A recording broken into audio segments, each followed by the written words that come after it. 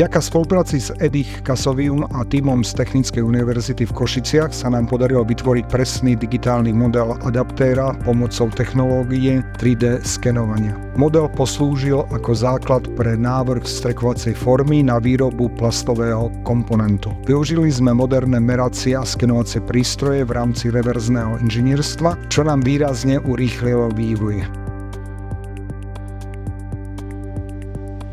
Ako adaptér EU sa špecializuje na distribúciu adaptérov pre akumulátorové náradie, ktoré umožňujú použitie akumulátorov jednej značky v náradí inej značky.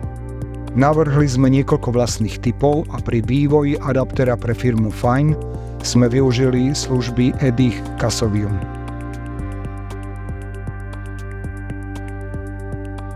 Áno, spolupráca naplnila naše očakávania, oceňujeme odborný prístup a technickú podporu.